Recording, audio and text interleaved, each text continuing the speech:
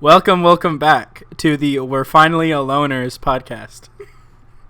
Welcome back to the Ultimate Looks Maxers podcast. Welcome back to the Gooners podcast. We have so much we want to talk about.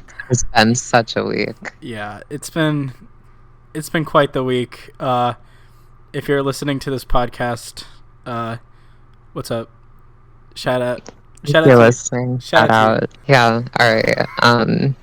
Let's just Palworld first. Let's just jump into it. Yeah. Actually, we can talk about our feelings first. How have we been? Let's talk about our feelings. I'm feeling lonely, frankly. But I'm good. I'm feeling seasonal depression. That makes sense. Yeah. It finally hit, and senioritis. Oh, senioritis goes brutal. It's so brutal. I don't want to be here anymore. But you gotta get out of there. You gotta skip. Okay, we ball kind of thing. Yeah. So, one of the biggest topics of the past week has been Palworld. If you've been anywhere near the internet, the Monster Hunter game that allegedly has either stolen assets from Pokemon or used AI to make models. It's basically like a Pokemon ripoff / kind of like parody of Pokemon. It's been monikered Pokemon with guns. It's like edgy Pokemon Genshin Impact. Yeah, it's like Ark Survival, whatever. Basically, the whole discourse kind of has me pulling my hair out because it has people are so ultimately just they see product, they want product. Oh my god, look, it's something different than Pokemon. Nintendo should learn from this. Nintendo should learn from it. It's not like it's not like other companies have making actual high quality Japanese role playing games for like the past 20 years or whatever, but whatever, man. This random shovelware game is the thing that's gonna finally teach Game Freak to make quality games. Which the creator has previously created a game openly admitting to using AI in it, and a blatant ripoff of Breath of the Wild, or at least the text, like the look of the visual qualities. Yeah. Here's this tweet, that's kind of translating a bit of what, and paraphrasing a bit of an article. It was a first time. Development team's first time creating models instead of purchasing them. No source control nor naming conventions. And they didn't know what a rig was. Look, I am not a game developer. Okay, I'm gonna put that out there. Very little knowledge. I know what a rig is. Yeah. That's just so insane to me. Yeah. It reeks of wanting to make money over anything else. Yeah. Through some sort of like viral moment. And there's been so much debate about what is stolen, what's not, what's plagiarized. Yeah. Some of it's reaching a bit. Let's be honest. Some of it is so fucking blatant though. It's actually hilarious. Honestly, none of that really gets my jimmies in a whistle. I don't care if somebody wants to rip off Pokemon. If it was just like if it was just a machine pumping out Pokemon, I'd be like, okay. But like, there are artists who put their hearts into models, and if it's true that they're stealing off of them, that just doesn't feel good. I don't know if it doesn't feel ethically correct. But here's my thing. I feel like one aspect we need to consider though is the fact that nobody doesn't know what Pokemon is to the extent that they look at Palworld and think that there's anything original about it. This is true, but I'd like to also point out that none of what this game sounds like seems remotely appealing to me or morally appealing to me. Yeah. You shoot the creatures with guns. I'm sure. I obviously I see it's like a shock factor thing. It's like a parody. What is the parody? Like a 1 second defense. It's parody. Yeah. And what about its parody? Well, if it's not clear it's parody, then it's not effective parody. Well, it's not good parody, obviously. It's not good, yeah. But also, what I've heard, like, these creatures don't like it when you hurt them. Of course, PETA's always had, like, shits with Pokemon, but at least Nintendo makes it clear, and the Pokemon Company, that Pokemon enjoy battling. You're not forcing them into battle. Well, I mean, that's the thing. It's actually honestly where, like, the difference between, like, parody and satire kind of comes in. Yeah. I don't remember which one is which, but I know one of them is, like, making fun of it as a form of critique versus making fun of something as a form of celebration. And Yeah. And it seems to me that Palworld is sort of a mix between, like, making fun of it in terms of celebrating what Pokemon is, but sort of, like, twisting it and, like, making it... It makes it very morally fucked. Yeah. But it doesn't actually say anything about the nature. Like you actively attacking the creature. Like, this isn't like dogfighting. This is just fucking murdering assaulting these creatures. Yeah. Also, from what I've heard, I've been trying to look, like, what is the plot of this game? And apparently it's like, there are dungeons and bosses. Sounds very repetitive after a while. I can only imagine that this game is being kept alive through multiplayer compatibility. Also, you like send the pals to work in, like, little camps. These are just fucking labor camps. This is just capitalism simulator. Yeah, and you can also capture the humans in the game. You can also capture the humans in the game and force them to be... Oh, I had not heard of this. Yeah, it's all very pernicious. It feels very weird. And I'm glad I'm not the only person who thought the vibes were off from the beginning. Honestly, I don't... Yeah. I'd heard vaguely of this game before.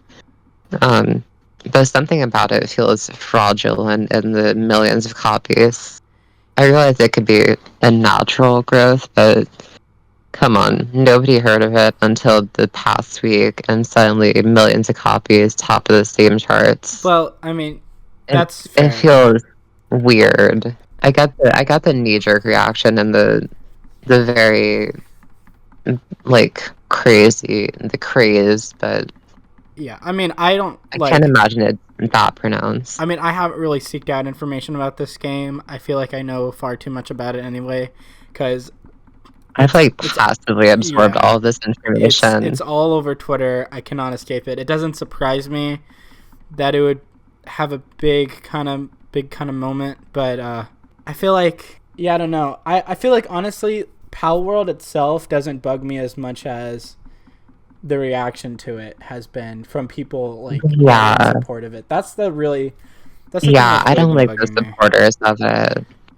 They very much shrug off any criticism as, like, baseless, which is very much not. You should be open to having discussion about flaws in a game. It feels like it's just, like, mindless, like, celebration of a thing.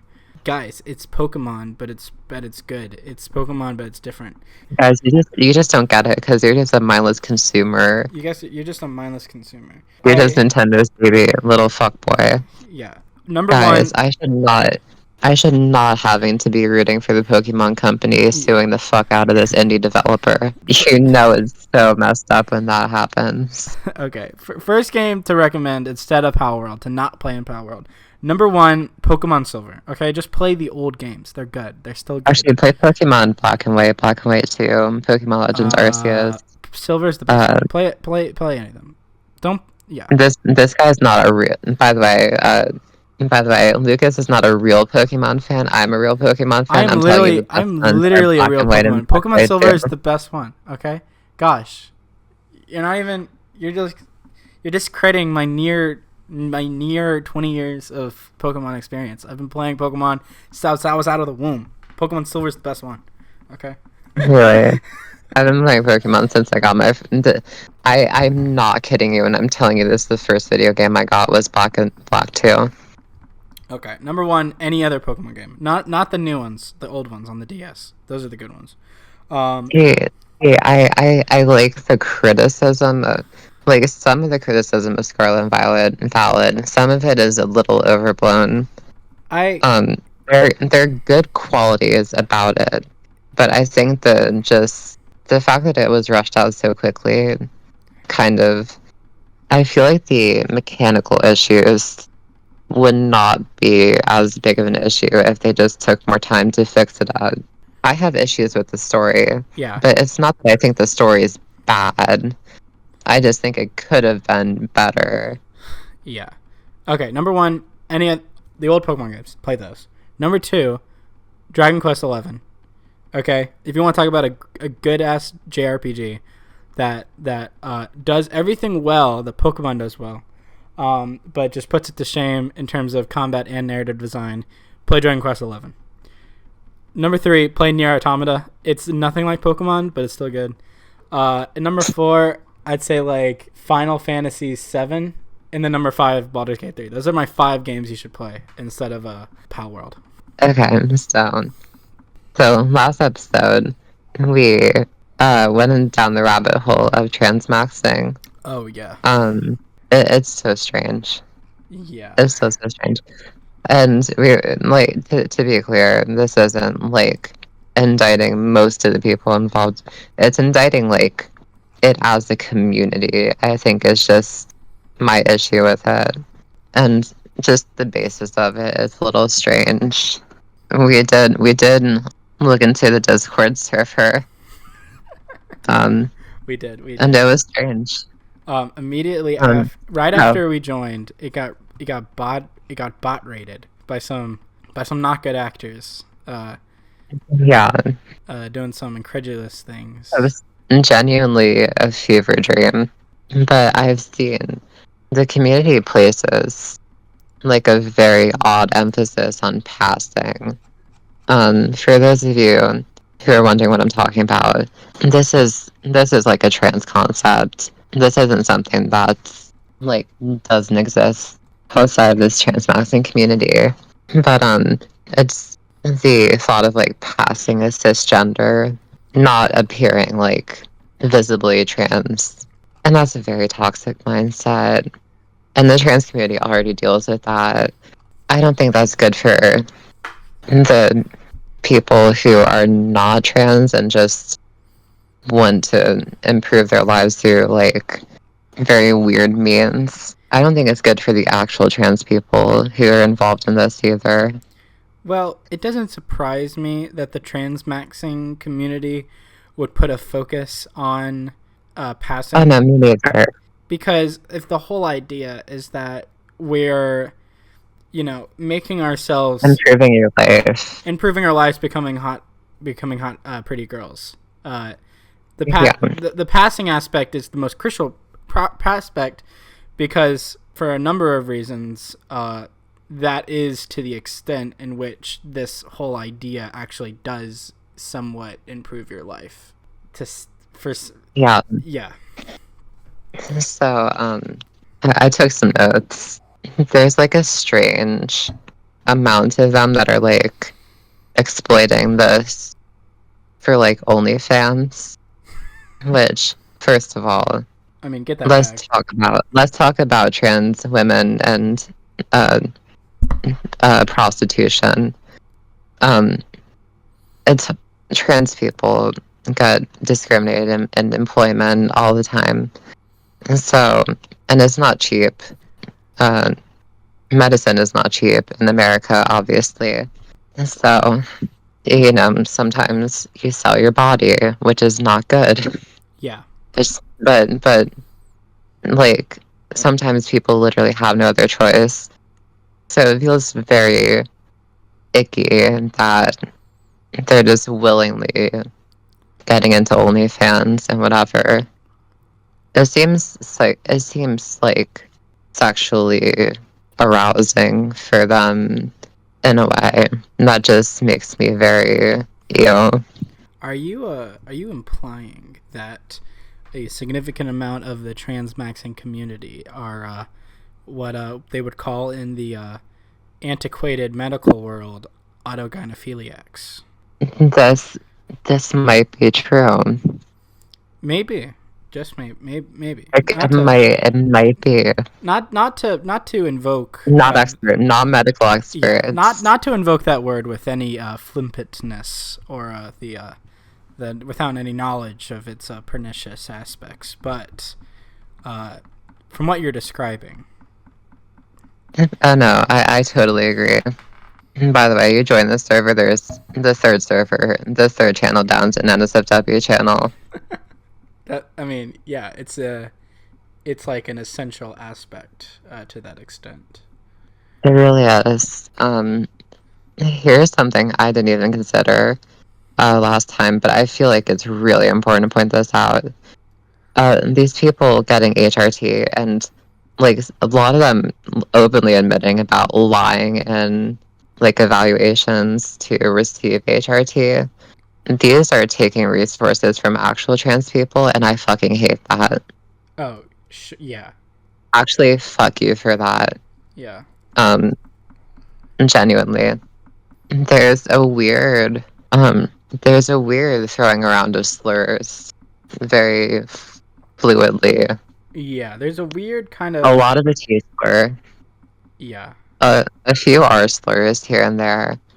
And in the One Voice channel, when the raid was happening, there's a very white-sounding person saying the N-word.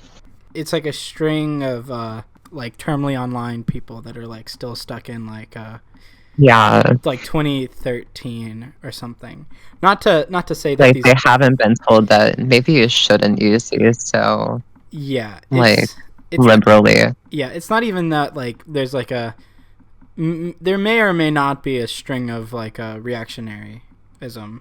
The community is springing from incel and manosphere ideologies. Although I feel like an open celebration of becoming a woman feels like a weird inconsistency within that. See, mindset. I mean, like the whole looks maxing thing comes from the manosphere. Oh yeah, it's this is very based in the manosphere and just kind of like an offshoot. It's like we take the red pill and we made it trans. That's so it's so crazy. It's literally just the Matrix. Yeah, it's literally the Matrix. The actual Matrix. The actual red pill. I think you said that last podcast.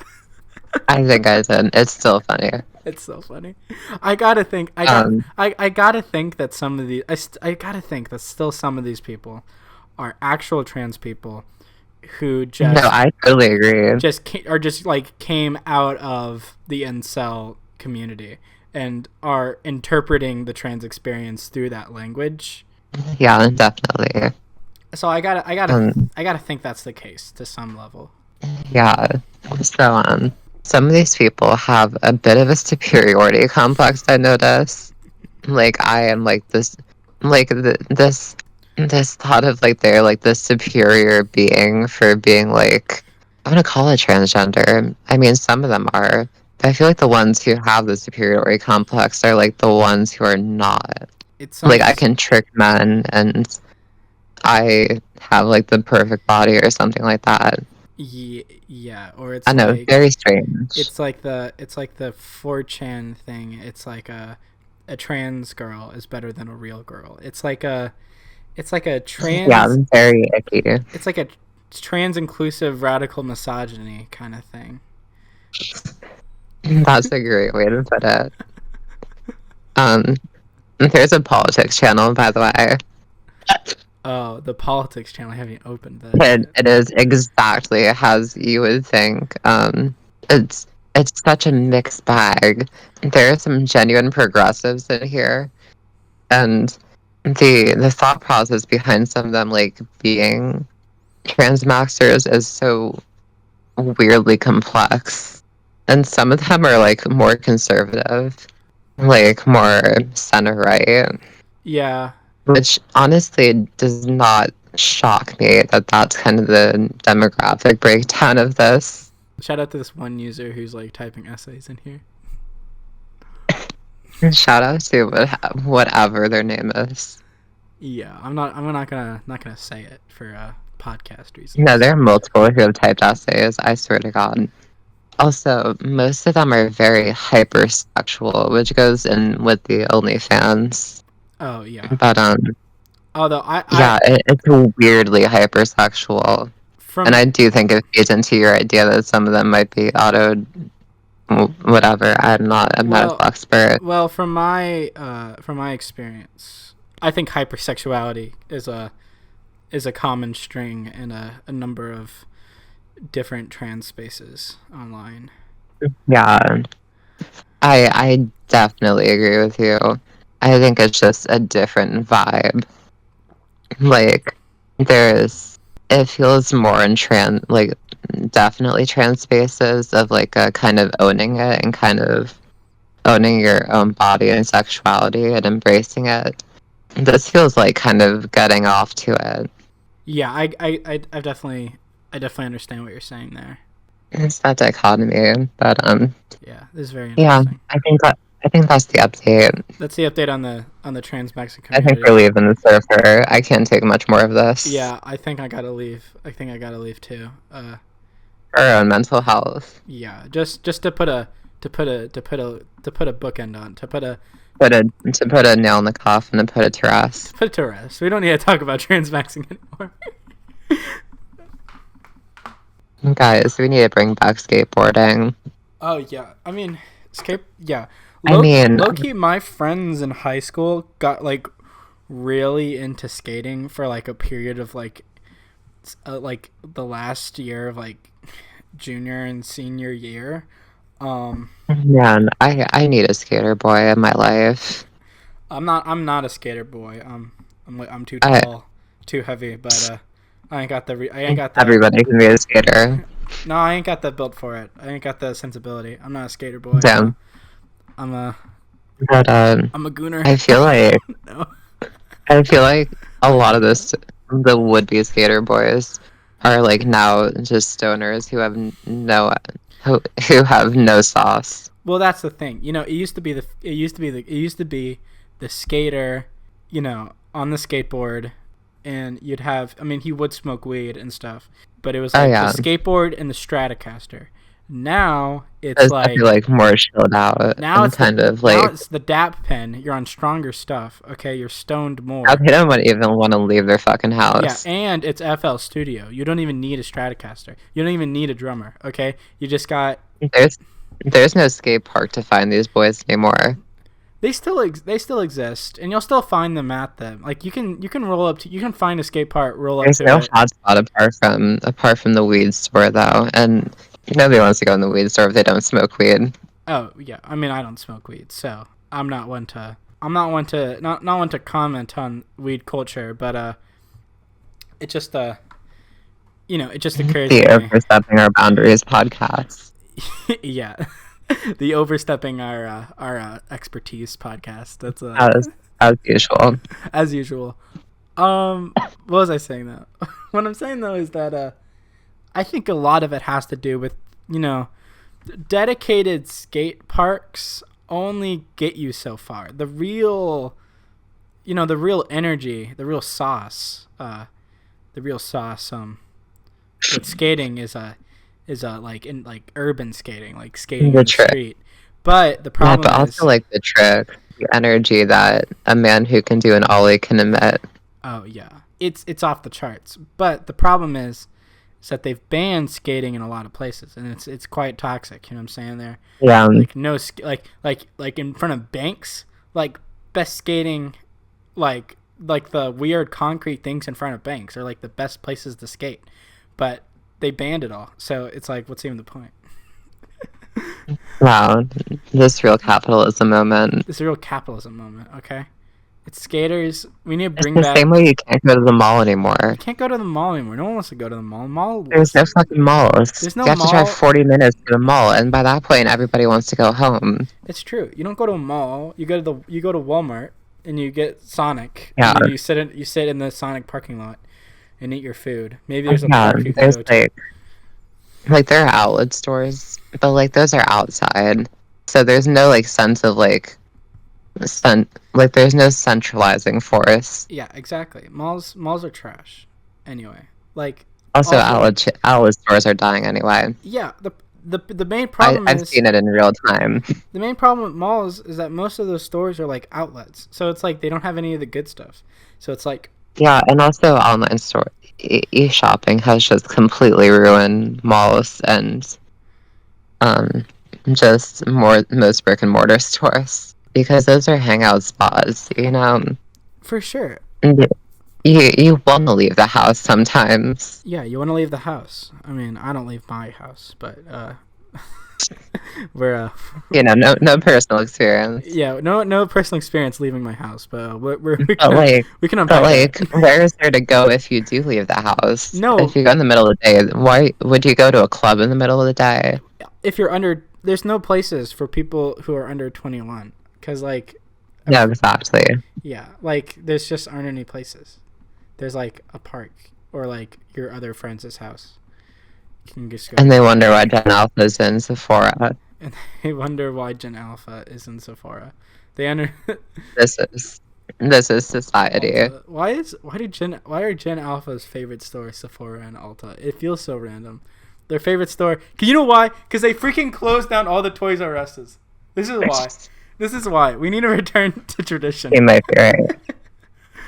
Toys R Us When I was a kid, all the Justice toys Toys R for Us, girls gone. they're massive. They have everything in there. Every single aisle is like a full like smorgasbord of things you can just pick up and start playing with. They just hate tweens now. They just hate children, bro. Everyone just hates They kids. hate it. This fear of awkwardness has totally ruined a generation. For sure, man. I hate it. It's I so feel bad. so bad for them. I feel bad for the Damn. Alpha. We have good So music because all the Zoomers are training up on FL Studio, and it's all gonna be like weird, like breakbeat, hyper pop trap albums. Experimental. It's all gonna be experimental. It's not gonna be good pop music. Olivia Rodrigo needs to save Gen Alpha by making like another. She is saving Gen Alpha single-handedly. She needs to make 20 years worth of good pop music just for Gen Alpha. Not for me. I'll be fine. Do you wanna get into the Taylor news? We can get into the Taylor news. Let's start off with the earlier one. What was the earlier one? You can. There's a man was arrested after allegedly trying to break into her New York City apartment. Yeah, I think this is like the third time or something crazy like that. It was like That's insane. It's been very strange, frankly. Honestly. Not surprising. Taylor Swift, most famous person in the world at the moment, checks out that she would have stalkers. I mean, if you're a female celebrity and you don't have stalkers, are you even famous? It's just like a... This is true. You have to literally hide everything about your identity. Yeah, you really do. You got to pretend to be a man, probably. Call yourself Joe. Joe Prickett, and release music like that. Yeah. No one's stalking a man called Joe Prickett. Yeah. Like in the 1800s, how they used to get women's book published through pseudonyms. Welcome back to the Pricketters podcast. All right, the more serious Taylor Swift news. The more serious one is that okay, so basically, people are getting a little tired of Taylor Swift showing up to Kansas City Chiefs games, and then I'm kind of this ties into it. It ties into it. And in NFL inexplicably cutting to Taylor for a reaction shot every single time Travis Kelce does anything. So this feels actually kind of misogynistic when you say it like that. Yeah, it's kind of. It feels intentionally sinister. It probably isn't, but it is. So what some people decided to do was make, I don't know how I should describe this, AI images. Generate. They decided to get one over Taylor. Generated AI images of Taylor just getting explicit. With Travis Kelce Gang roped. at the Arrowhead Stadium, no less.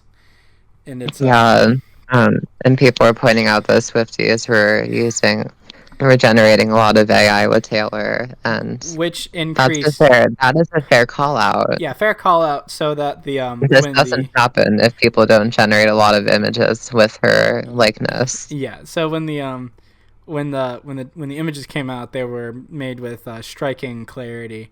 And so what Taylor decided to do was DMCA these people to crap, got them taken down. There's probably going to be several layers of lawsuits, and the White House came out and said, "Hey guys, I think this is a problem. So we might get federal government litigation over all the AI stuff." Yeah, see, there's been such a thing of like of certain people have been like, the Swifties are like so crazy about this. Why don't they organize like this for Palestine? It's like, okay, I see that, but also this is also a good thing. This is a good precedent to set. Yeah, I don't. Because this is an actual issue as well. There can be multiple issues in the world. Yeah, I don't think it's not a. I think people are a little too. People are prone to immediately going, well, don't you care about this too? Yeah. Like there's a million things happening in the world, and a lot of them are bad. Yeah, especially with Taylor, like particularly, I feel like people are quick to have that reaction, like, oh, you're putting so much. You're putting so much. Oh, it's white feminism. You're putting so much energy into Taylor. And it might be, but like. Well, that's a win's a win. I saw this tweet that I thought was interesting. It was talking about how the original line was, if you don't want explicit images of yourself leaked, then you shouldn't send it to the person who could possibly leak it in the first place. But then it occurred that someone could just hack into your OneDrive or Apple like iCloud account and then leak them themselves like that. So then the line became, oh, don't take them at all. But then it came to the case that if you don't take them, then people will just generate them with AI. But it occurs to me that the real misogynist point, the real line this entire time, was that you should just be okay with making your body available in that extent, right? Because if you aren't, it's just going to happen anyway. So that's really what is like the toxic patriarchal mindset towards that issue, right? Like it was kind of rigged from the start. Guys, how do we blame this on Pornhub? How do we blame this on Pornhub? I don't know if we can blame. Can we blame it on Pornhub? I blame it on the internet giving men porn addiction. Yeah. I think that's fair. We can blame it on a number of things, frankly. Guys, we gotta quit the Barbie discourse. Yeah, stop talking about Barbie. It's been 6 months. It's been 6 months. Okay. Let us go. I'm literally going right now. Privacy and safety, muted words. I'm muting Barbie right now. I'm so sick of it. I don't even think I want to say anything. Everything that could have been said about it has been said. Yeah, the movie was good. That's why the movie was good. It's a good movie. The movie was pretty good. I have no other thoughts. And they're already nominated for screenplay and as a producer for the movie. Yeah, we're good. We're fine. There's 8 nominations. That's a lot. We're good. Hillary Clinton, stop. Just stop. Hillary Clinton. Stop everything. When the Hillary Clinton, I was like, oh no. And then Hillary Clinton starts tweeting about it. It's over. Barbie is literally I feel like it literally is like a perfectly 2016 kind of movie. Yeah. In ways that aren't necessarily all that like bad. The worst parts of the movie are the most 2016 aspects to it. I mean, I think it's a little better than like 2016 Ghostbusters and what that was trying to do. But yeah. When Hillary Clinton made that tweet, I was like, oh, okay, so this is what's happening. We're living in the before times now again. Yeah. It's very 2016 liberal feminist discourse. Yeah. We should have left it in the year of our Lord 2016. We should have left it. Oh my gosh. So I was thinking about this the other day, and it's so weird to me how you don't even realize how you start picking up mannerisms from your friends. Oh yeah. And it's like so more obvious when you're hanging out one-on-one with them. But I feel like personally I haven't picked up like most of the mannerisms of my guy friends. And I don't know if that's like a common thing. I don't know how what is your experience with this? Oh, I had a friend like junior year, like late junior year, that I was hanging out with like all the time, before he moved out for college. And there was a lot of phrases that I picked up from him. I was saying a real a lot. That was maybe his main phrase. Like he would say like real. But I was saying that checks a lot, and so he started saying that checks. So we kind of like traded on that.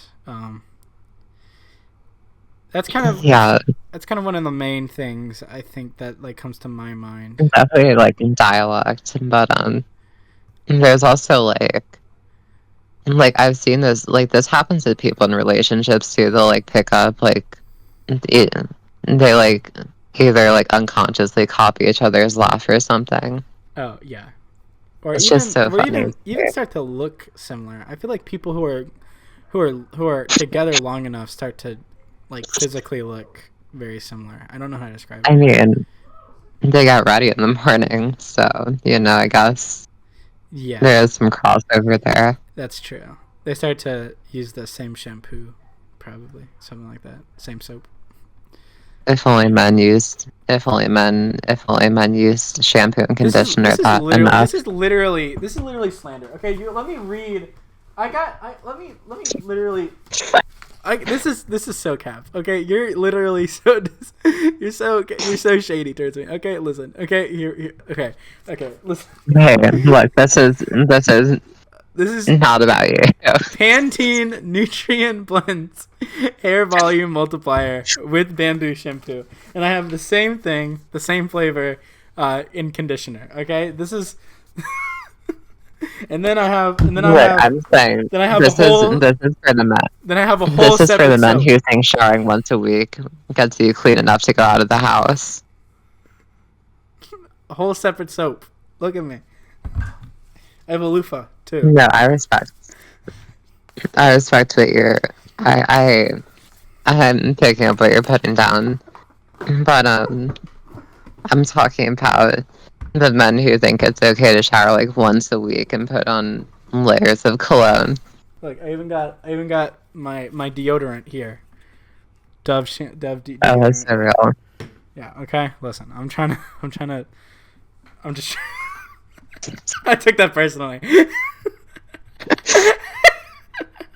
The audio listeners will not know what I might edit in. I might pull up PNGs of my stuff and put we it might on pull up YouTube. the live Lucas reaction. Live Lucas reaction was crazy. But so yeah, it's just funny, but it also kind of shows like you've built up this bond with this person that you like reciprocate in traits. And I think that's very cool and very human. Yeah, it kind of reflects a lot of going back to like the transmaxing thing and talking about the kind of language that we noticed was being used in that space. Yeah, yeah. If the reason I think the problem is that we kind of take you shouldn't say slurs as some sort of inherent thing a lot of the time. And we don't like fully like we don't keep unpacking and like why that's the case. But the reason is, reason is because if that kind of language is acceptable to be said like once, then eventually the root of the language's implication and the meaning becomes acceptable as well, right? Like there's a direct tie between the language and the ideas that the language expresses, which is why you don't say slurs, and which is why you should make it you should condemn the use of slurs. Even if from people who probably should not be reclaiming them. Yeah, for sure. Even speaking of that, we're gonna wrap this back around. You know we will. Oh yeah. There's discourse. Because there was a TikTok going around of a femme presenting a non-binary person saying mouthing the words to a song that's popping off on TikTok that has a trans singer spelling out a slur, which is totally alright. That's not the problem here. But the non-binary person saying it created buzz. I don't like the term they fab. We should not use that. I'm very unprepared to make any sort of statement on whether or not non-binary people should or should not be able to say the T slur. I don't know. No, that's not the root of the issue. Most people are like, non-transitioning and non-dysphoric people who tend to identify a little bit more with like their assigned gender at birth. Like lip syncing that slur, it's they don't really get like there's a sense that you can reclaim a slur if it's like used against you, but if you're not the kind of, because trans is like being transgender is like a broad range. There's no like singular experience. Yeah. So there's kind of this idea being explored that I think has validity to it, that if your experience isn't that of having the slur used against you, you probably shouldn't use it. That's fair. I feel like there's lots of different layers to this. It kind of comes down to drawing lines between different strands of non-binary experience. And by the way, non-binary people are totally valid. Yeah, non-binary. I love those guys. Nobody is saying that they're not. Yeah, it's just what experiences are universal enough. Art can be applied across the spectrum. Versus where do we draw the line between you share these experiences, you don't share these experiences. So this specific language may or may not be for you. I'm not the person to make those decisions. No, I think you're speaking fairly. I don't know if anyone should be the person to make those experiences. Frankly, it feels kind of it feels like it should be a kind of it's very contentious. Like in the end, the thing here is like this discourse ultimately just takes away from more important things, like the fact that like 22 states have, I think that's the number, I don't even want to look it up, have banned gender affirming care for minors. Like there's worse problems we have going on right now. Yeah, for sure. But so Please stop getting into online discourse. Well, but the problem is that like, you can't just like. I agree, but you have to consider the fact that online discourse, specifically around language, occurs because one of the problems of the hellhole that we're currently living in is the amount of powerlessness that many people feel over their own situations.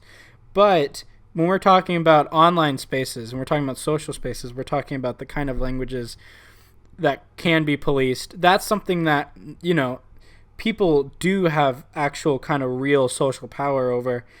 And so I full-heartedly agree.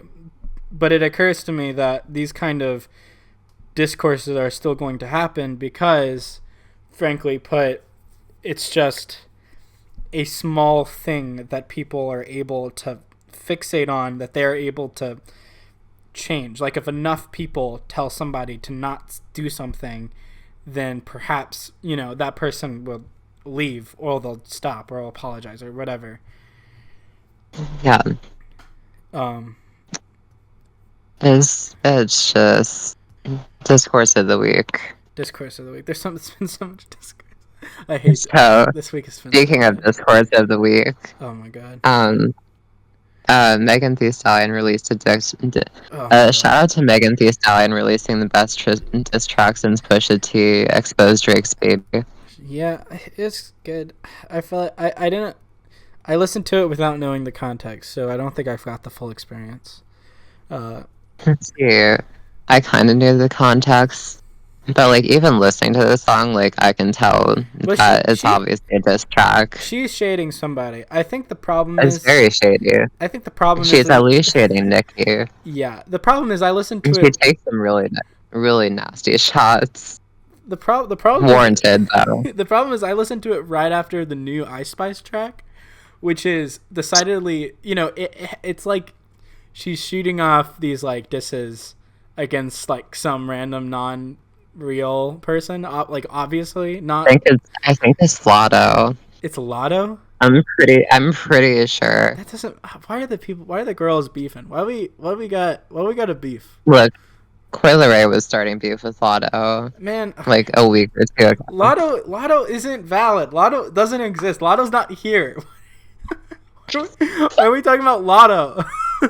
She's not here. Like she's not in the room. Like she's not even the shit. She's not even. She's the fart. She's not even the fart. Nicki is a loser. But, Nicki is a loser. Nicki is a friendless loser. I hate. She's so charming. Gosh. Nicki is digging her own grave by the minute. I just don't understand why. It's incredible. I don't understand why she continues to pull like the asshole shtick when everybody is sick of it. Nobody is charmed by it. Like why? She's just continuing to like isolate herself from like. She's out here writing essays on Twitter.com, and it's depressing to witness.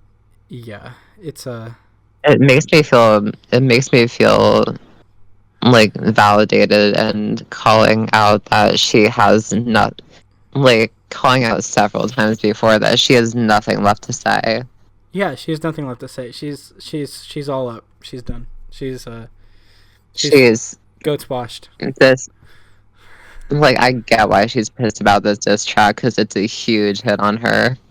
Well, yeah, but it's valid. It's so valid. It needed to be said.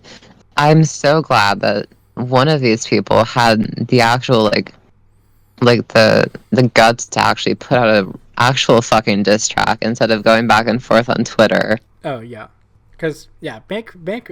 It's so boring beefing on Twitter. If rap's gonna be toxic, we gotta get the heat. We gotta get the diss. We gotta get the pop. You gotta bring the diss back. You gotta take that shit to the studio.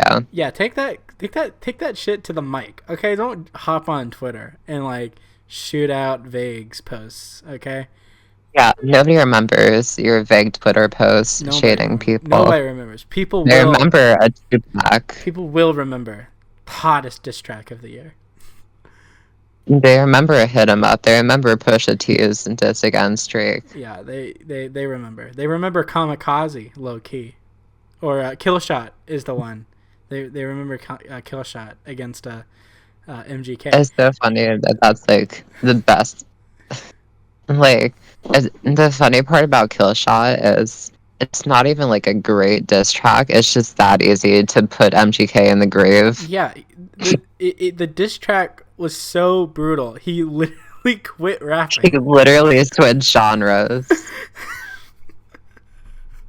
Insane. He quit rapping and switched to a genre that nobody had heard of him before. So it's like Travis Barker just like, hey, cool guy.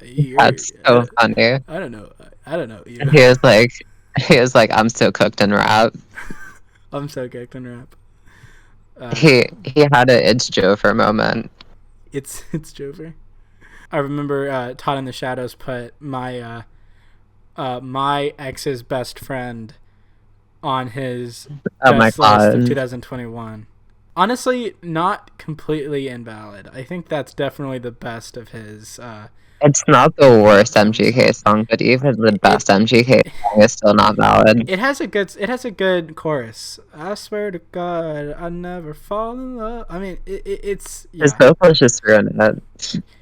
Truthfully, his voice just sucks. Yeah, his voice does suck, and his vibe too, and the fact that he tweeted about finding 13. Yeah, the fact that he's a fucking weirdo too. Yeah, he's a loser. He's a weirdo.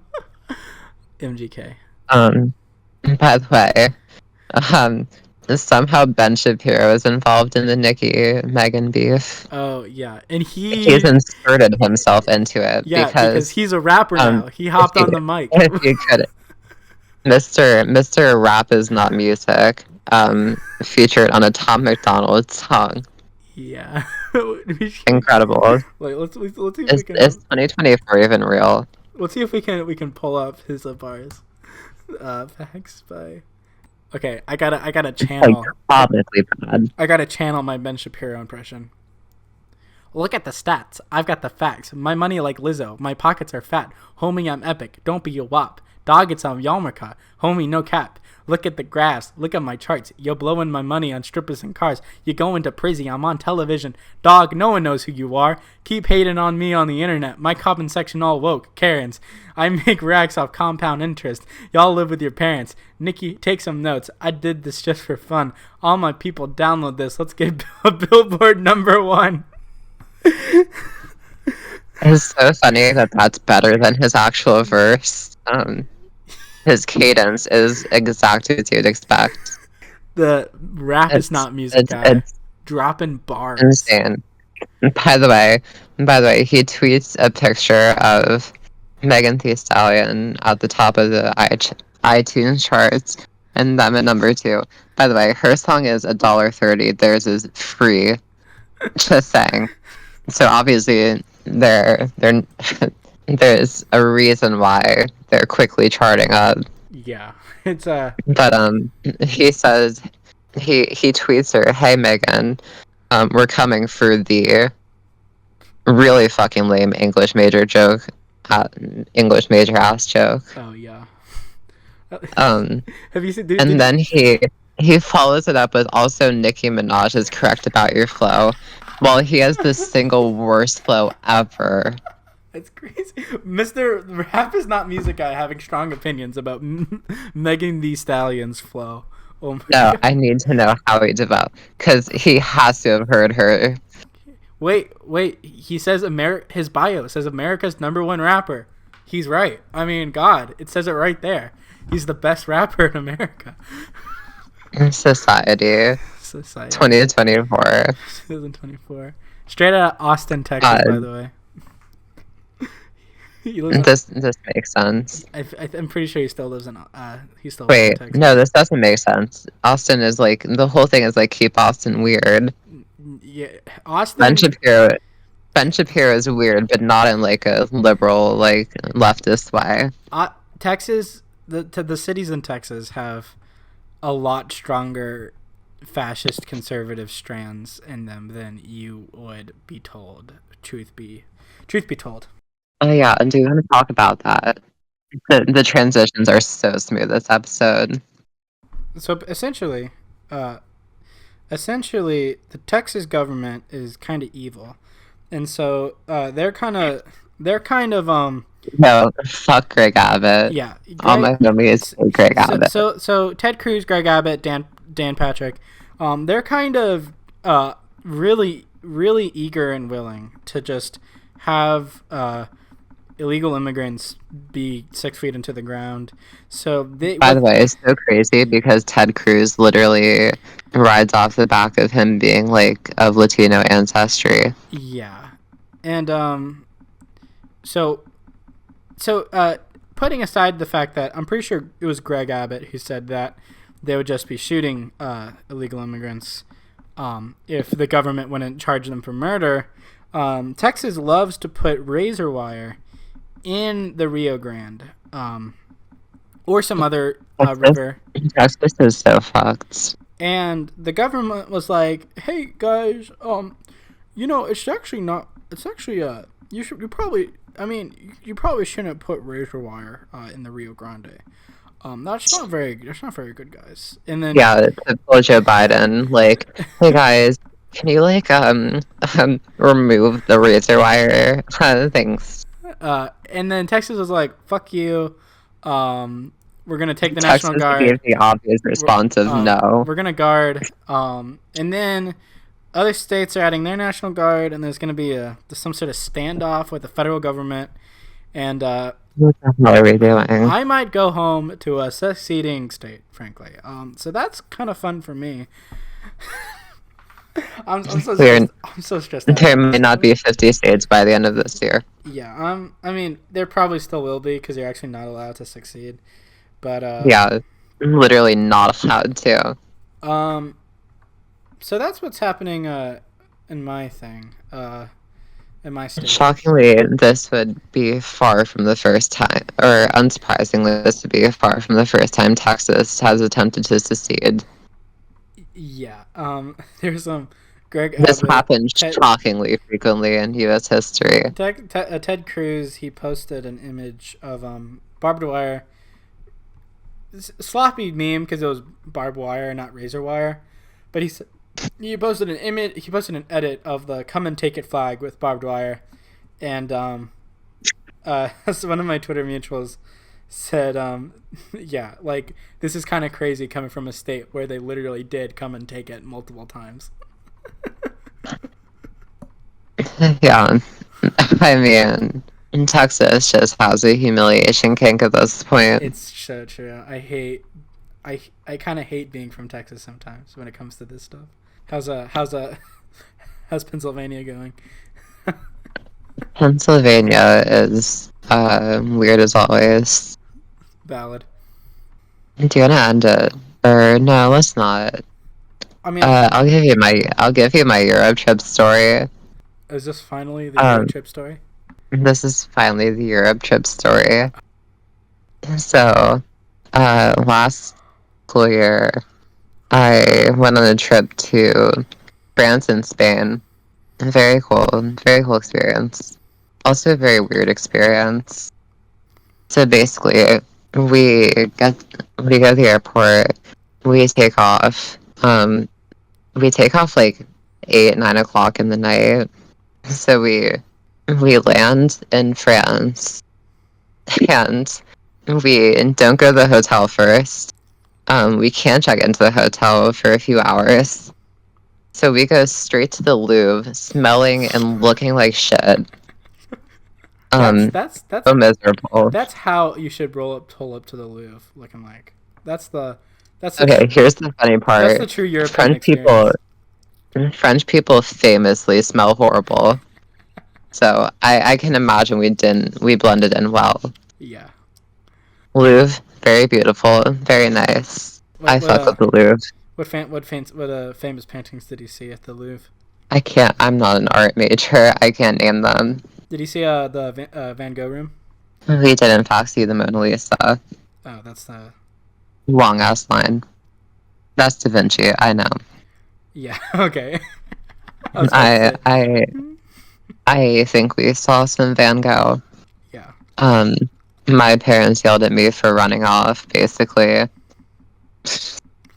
which low-key I did, Oh. but also I felt like shit.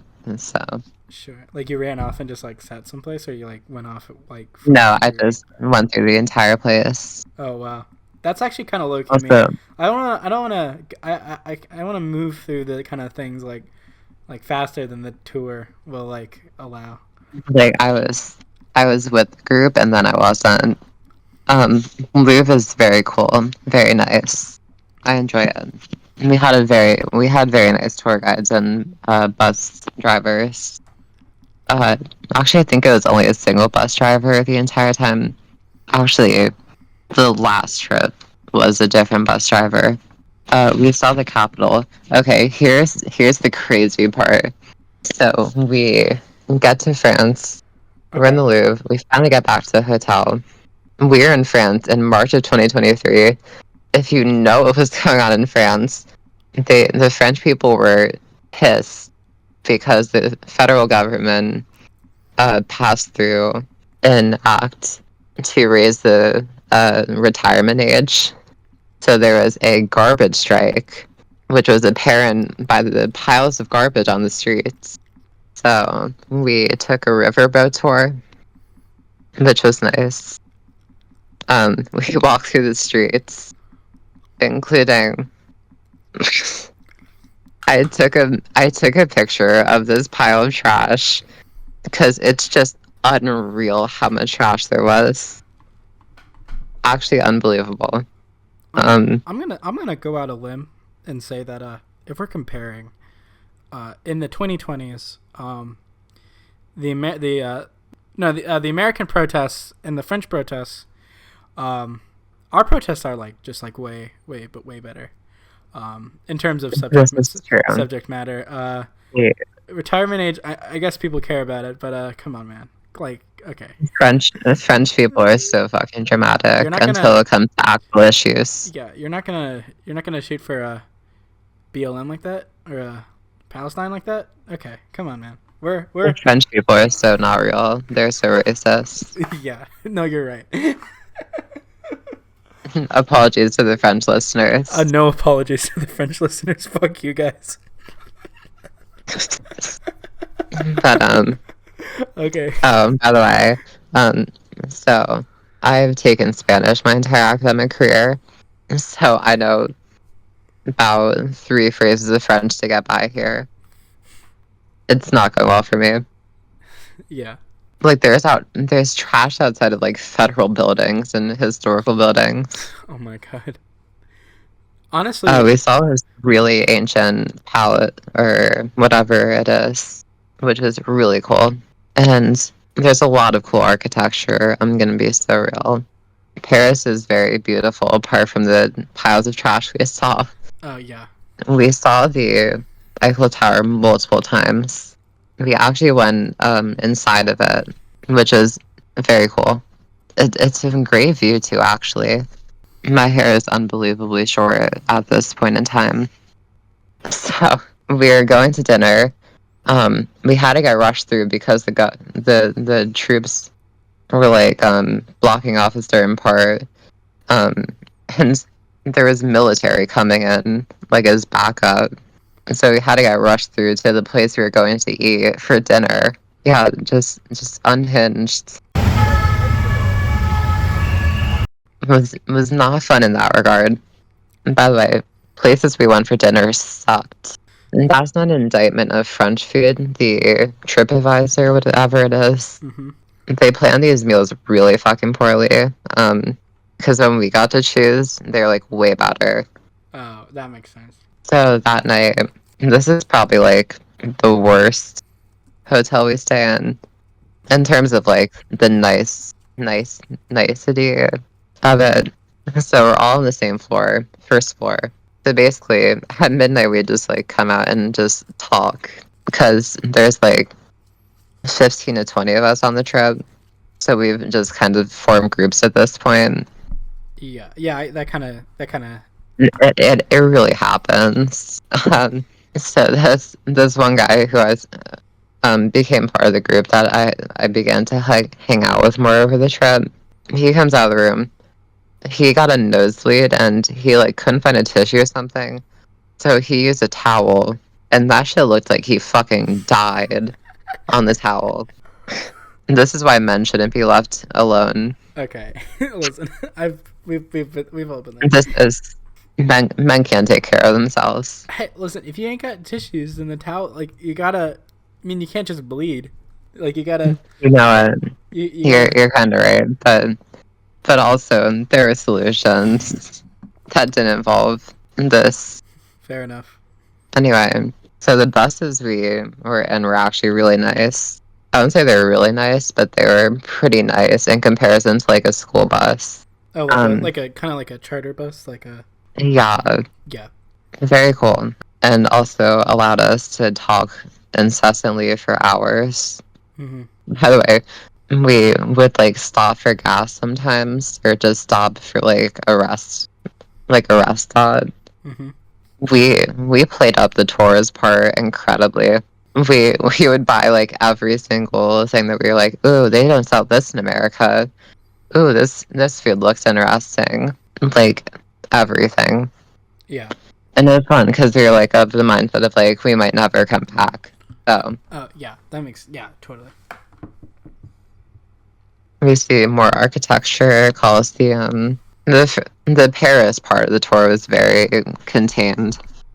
I will say that. In Paris, there's one guy who was a senior last year. He bought a fake Gucci sweater, and it looks so goofy. Like the. He's a very goofy guy. Like I will say that. House of Gucci, fake Gucci sweater. Yeah, that says Paris on it. You know, some of those fake Gucci stuff are actually real Gucci stuff. Fun fact. Yeah. If it's made by Gucci and then distributed onto the streets, it's real Gucci in my opinion. Yeah. So two of my friends are like very long time friends since like middle school at least. Mm-hmm. We've been close. They're like interlinked. Like these two are inseparable. At the time, one of them had a girlfriend, one of them did not. And she was on the trip. Recipe for toxicity. Recipe for very funny happenings. So we had a Spanish bus driver, and one of them's white, one of them's Latino. Let's call Antonio and Trevor. Okay. So we had a Spanish bus driver. Antonio's like talking to the bus driver. Very funny guy, not intentionally funny, but he's pretty good in Spanish. He's pretty well versed. Yeah. So he can hold conversations. And Trevor, he comes from a farm family, so they have a lot of like Latino workers. So he talks with them over the summer because he works there. He works for his family during the summer, helping harvest the stuff. Mm-hmm. So he's in the fields, and obviously he picks up some of it. Mm-hmm. And he's in Spanish classes with me. I'm yapping so much. So Trevor, the Yappers podcast. So he's trying to talk to him too. He's not as well versed, but he's good for a non-heritage speaker. Yeah. So he's trying to like one up him this entire trip. Oh, Trevor's trying to one up Antonia. Yeah. Okay. So that's just a funny dynamic. Second day in Europe, they both have blue jeans, black t-shirt, and a black fanny pack on. The only difference is Antonio has like the little cross necklace. Okay. The only difference, they dressed identically. By the way, they're rooming together, so this is not a yeah, this is not an accident. This is on purpose. It's just so funny. There's a group chat, so let me see if I need to fill in any holes. Shut the fuck up. Oh yeah, there's a moment on one of the first nights we were there like everybody was in the same room, and one of them had ordered Pizza Hut or something. Mm-hmm. So imagine like 12 to 13 people all in the same room just hanging out. Mm-hmm. And by the way, we were joking about the one girl I was hanging out with during the trip. Mm-hmm. And her ex-boyfriend's small dick. Oh my god. Poor guy. No, not poor guy. He fucking sucked. Oh. No, very funny actually. Very deserved. What did he do? Just a sucky boyfriend. Okay. I'm not familiar with him personally. Okay. Unrelated to the small dick, probably. Fair enough. To be fair. Yeah. There are many unfortunate pictures taken of people sleeping on the bus. Oh yeah, that was the whole thing at my high school. It was Brenham, it was an Instagram account. Brenham slumped. People would submit pictures of people sleeping during school during the day. We had that. Yeah, I got featured on it a couple times because they caught me lacking. Because I was in chess club during the time that we were doing this. I was never super into chess. But they caught people lacking heavy in chess. In chess club, holy shit! Like slumped right in front of the board. Yeah. That's brutal. Insane posture. So we went to this, like it was like an old like reservoir or something. So it was cool to look at, cool area. We saw a black cat, which may, in retrospect, it was cute at the time, but may have been an indicator of insane things to come. Yeah. As if we had not already experienced that. Oh my god. The bread pose. The bread? You know how cats do like the little bread pose? No, I don't. Listeners, please let us know that you know what this is. The bread pose? Okay, I'm just gonna look it up. Because you're not explaining it. It's hard. It's just like the shape of bread, a loaf of bread. Like they just like sit down, and they're like cat loaf, yeah. Oh, they just do that all they're just chilling. That's called the cat loaf. I didn't know it was called that. Yeah. Interesting. So before we leave Paris, remember the worker strikes? So the subways we were using to get around sometimes. Guess what? Suddenly they've striked. So now we can't take the subway. So now we're stuck on a 9-hour bus ride to Provence. That's brutal. Very brutal. Did you see any of the French countryside? Very beautiful. Nice. We bought a ton of shit like tourists. But nice. It's all good. It's all good. Stimulating the French economy. So we got to the second part.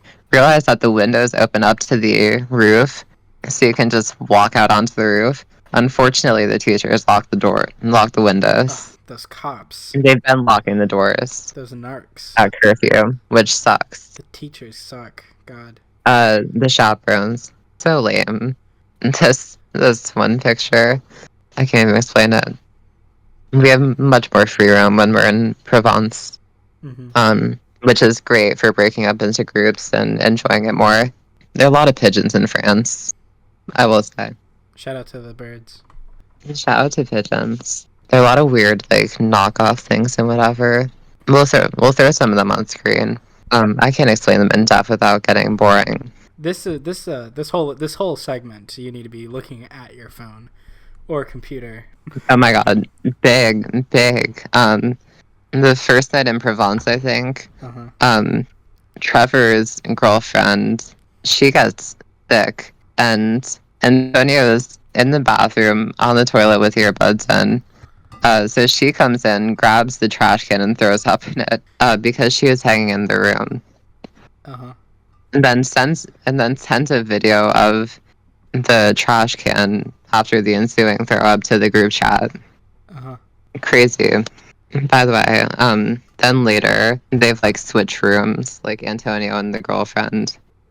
For such a weird grouping of people, we were very tight knit for like 2 weeks. I was serving androgyny high key during this trip. Very French. Shout out to the French androgyny vibes. Yeah, so So on our trip to the Coliseum, very cool Coliseum, we climb up dangerously to the very top. By the way, this is a Sunday, and across the street there's a club with people in line, like tons of people waiting to get in and singing and dancing. They're popping off low-key. Wow.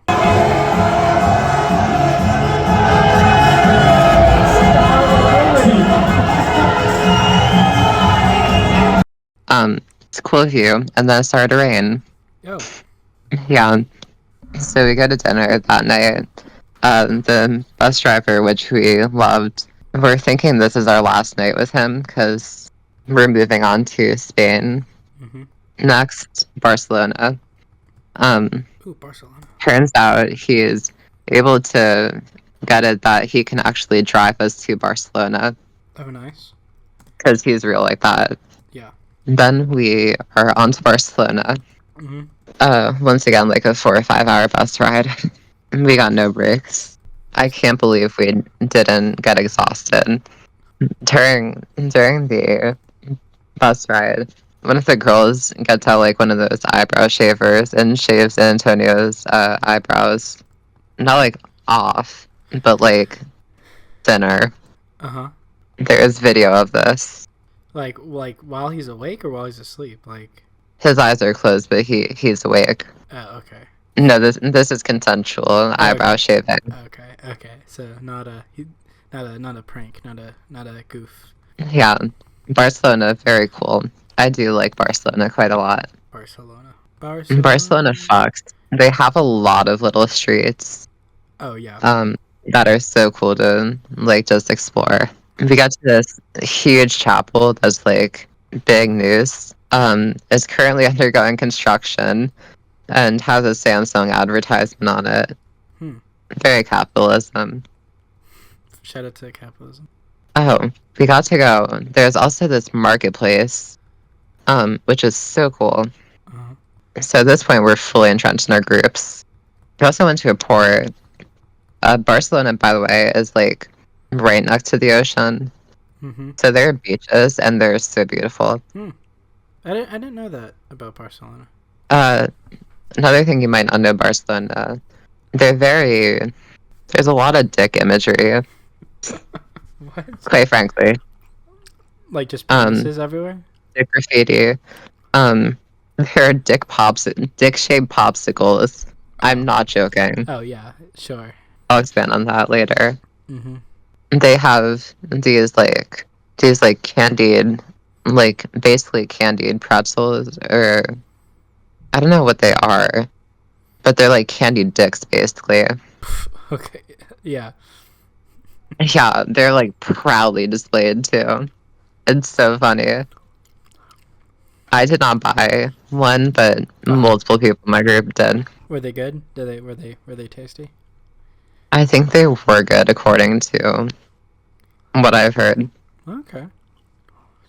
I mean, there are a lot of explicit stories too. By the way. Yeah. Lot of tourist traps in Paris. A lot of tourist traps in Provence. Insane amount of tourist traps in Barcelona. It's so fun. Interesting. So they have like explicit stores too, and it'll be like funny condoms, like I Heart Sex and Superman. Insane things we witness. The marketplace is very cool. I will say that. Yeah. Okay, 20 seconds where we really branch off. Before that, though, up to now, the 5 people in my group I've been hanging out with the most, we've been chilling. We've been hanging out in rooms at night. In the rooms at night.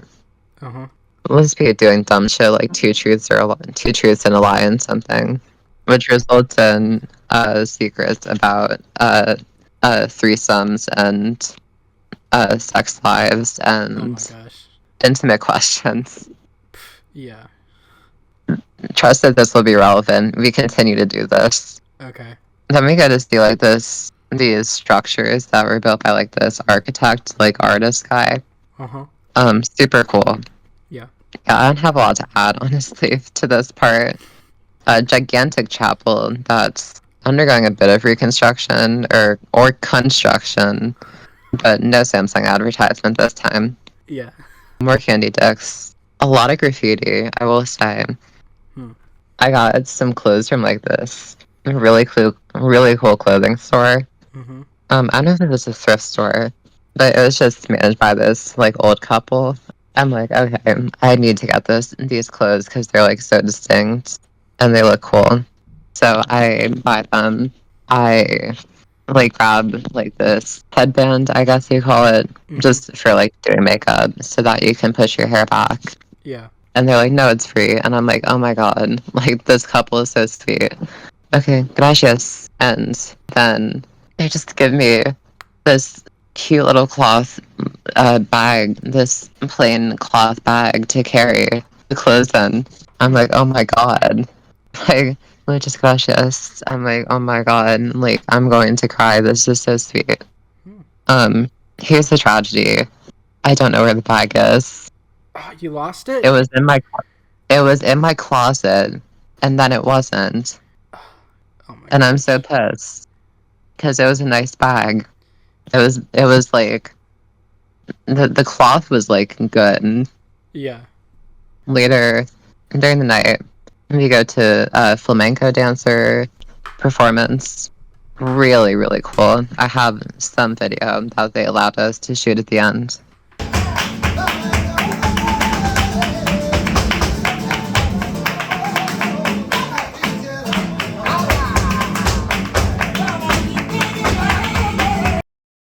Uh-huh.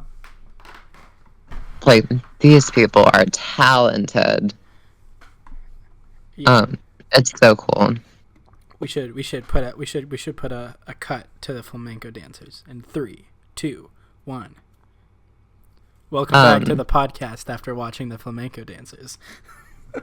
I want to say, one of the guys bought a lighter that's shaped like that looks like a penis. Why is everything penis shaped in Barcelona? I don't know. This one girl, we'll call her Marie. Marie is like hooked on Monster Energy. So she's like, she's the one whose ex's dick is small. Okay. She loves Monster Energy. So she's like seeking out these flavors that are not in America. Uh-huh. And so is this other guy in the group. Uh-huh. We'll call him Julian. It's just a very eccentric group of people. Yeah. Okay, I think this is where we go to Costa Dorada. That's what it's called. Yeah. It's a nice little place. It's like a coastal place. Mm-hmm. It's probably the shortest drive. It's like, if you've been to like North Carolina, South Carolina, that's the vibe. Interesting. It's very chill and very laid back. Mm-hmm. All the stores close by like 7, I think. Or no, I think they close at like 5 or something and reopen at like 7. Or some interval because of like Spanish tradition. There's something. I can't remember what it is. But the shore is very cool. We're being goofy. We have complete like free reign from this point on. Uh-huh. So Julian and the senior who bought the fake Gucci sweater, we'll call him Brian. They buy matching Hawaiian shirts and matching fedoras at this place we go into. Uh-huh. We go into another explicit store, and there's a furry pride flag on a tank top, nonetheless. Interesting. I think it might have been here in Barcelona. There's like a museum of like sex or something like that. And we were like, please, can you let us go? And they wouldn't. The cops are at it again, stopping you from having the real fun.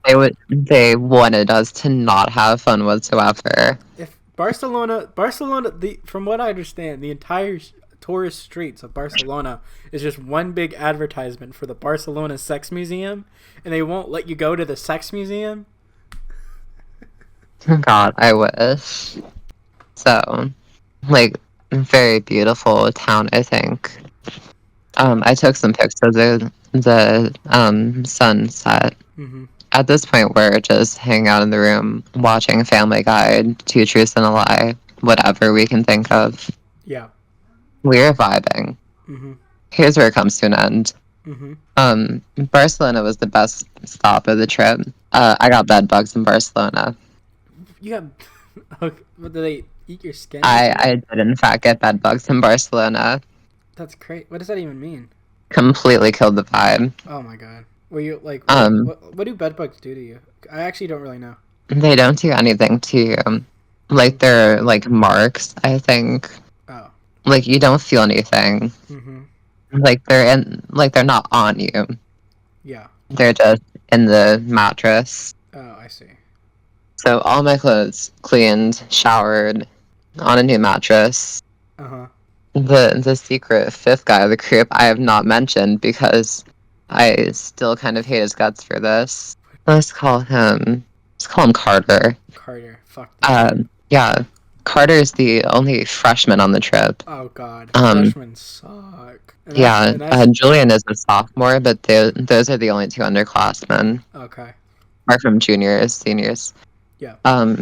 Carter, he's like, oh, I had bed bugs, and so he's making them think I still have fucking bed bugs. Oh no. No, I'm perfectly fine. By the way, I forgot to say, day one of Costa Dorada, Mm-hmm. we bought like pasta and like a bunch of shit to cook because we were in a place where like the place we were staying in, they're basically like condos. Or Mm-hmm. like I can't think of the term that you would use, Yeah. but they were nice places, like beachside kind of places. So Mm-hmm. they had a stove. Yeah. So you're like, oh, sick. We can like cook and shit and make it even better. Come to find out, they said, no, you can't. You can't use the stove. Oh god, the cops. They need to stop. And not only that, they can detect when you use the stove. They can detect when you, what does that even oh, okay. Yes. They can detect that the power is turned on the stove. Oh wow. They're narking The on you. hotel. The I stoves are know, they're fucking the marking. stoves are Right? nice. Man. Um, Gosh. we did use them, but because I bought a lot of shit. I bought fake Pokemon packs. These cards are not legitimate. Palworld. These cards are not legitimate. They're so funny. Um, I will send pictures of the two that are unabashedly fake.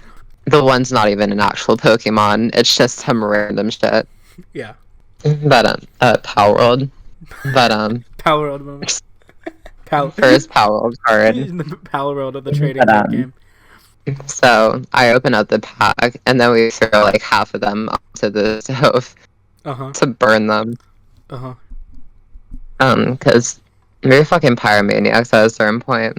Mhm. This is the most unhinged I might have ever been in my life, and I think that might go for everybody who is on the trip. Yeah. So Carter doesn't want me in their room because he thinks I might still have bed bugs. Okay. So I'm not allowed to go into their room, Oh my. which gosh. means I am pretty much isolated. Oh my gosh. You're quarantined. You're locked Apart up. from when we go outside. Yeah. So we walk around, pretty uneventful last day. We go to a cafe. The coffee's kind of shit. Uh huh. I'm not a coffee drinker anyway. Oh, I love coffee, but that's Um, against the point. the pastry was fine. That was good. Uh huh. It was just chill spot. It was chill final day. Yeah. Apart from the fact that I took a walk alone and wanted genuinely was so fucking furious. But I was also pissed because we were going to stay out the entire night of the last day. Mm-hmm. And obviously I can't do that if I'm pretty much isolated. Yeah. I'm rooming with my parents at this point. Oh my gosh. That's not because of that though. Is circumstances Yeah. that were partially my fault Mm-hmm. that I do not wish to divulge. So we basically are leaving the hotel at like 3 a.m. Mm-hmm. Here's the crazy part. The final night of the trip, there are police at the hotel. You know why they're at the hotel? Why? They're busting a prostitution ring going on in the hotel. What? What? I'm not joking with you. You can't make this shit up. Oh my gosh. We do get a refund later, which is chill, but it's so funny. Y'all were staying in a secret brothel the entire time? The one with the bed bugs? Or a different one? Oh, I'm sorry. I didn't even mention. In Barcelona, the second night in Barcelona, we did two truths and a lie. Okay. But we bought spicy peppers, and so it's truth or dare. It's truth or dare. Mm-hmm. We did truth or dare. It wasn't truth or lie. Yeah. And so if you refused to do it, you had to eat a pepper. So it was comical because we kept going back to what I named the senior, Brian. Mm-hmm. We keep going back to him, and he keeps not wanting to divulge information. So he is just downing these peppers. I mean, understandable. A man has to keep incredible willpower. What is a man but a miserable pile of secrets? Let's say half of it was because of a story he had partially shared a previous night about he's having sex with his girlfriend. Okay. And one of his friends wanted to watch. What? And not participate, but watch. And he said it was severely uncomfortable, and he never wanted to have an experience like it again. I was like, understandable. Yeah. Yeah, when I tell you there was crazy shit. So we get on the plane 4 a.m. or something. It's so fucking insane. Mm-hmm. We get no sleep. So the 5-hour time difference. So we land, and it's less than an hour before the school's mini-thon. Uh-huh. Do you know what a mini-thon is? Is it a quarter marathon? No. So, Penn State has this fundraising event called Thon, where they stay at the school all night for a week straight. Uh-huh. Or something, and have a bunch of events, and it all goes to 4 Diamonds. Yeah. For a charity. Uh-huh. So we have a mini-thon where we stay in the school for 8 hours overnight, with events and things. Oh, yeah. And so we get back less than an hour before it starts. Uh-huh. Here's the sucky part.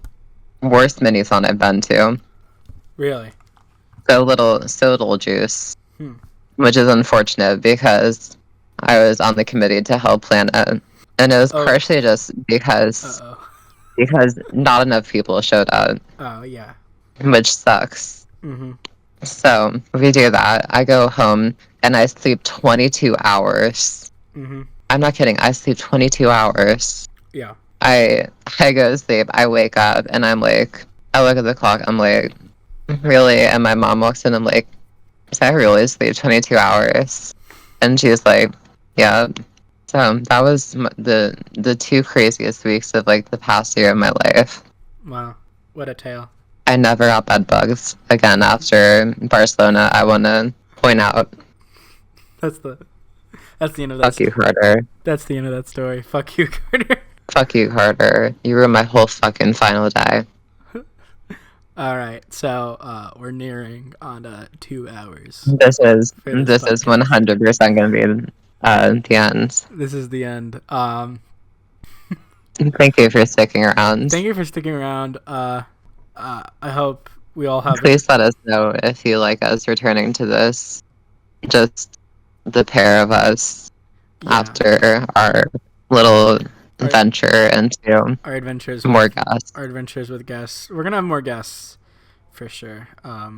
We will. We will be firmly into February when you hear this. Yeah. So shout out to February. Hello from the past. Hello from the past.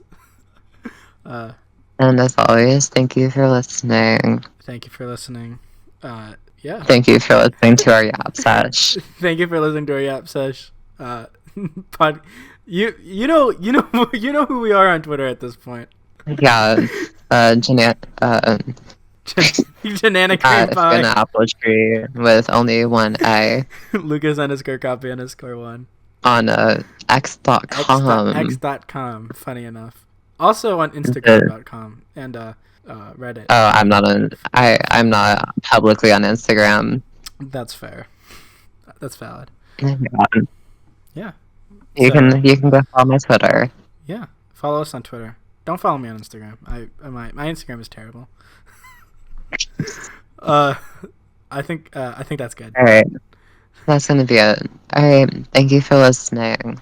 See ya.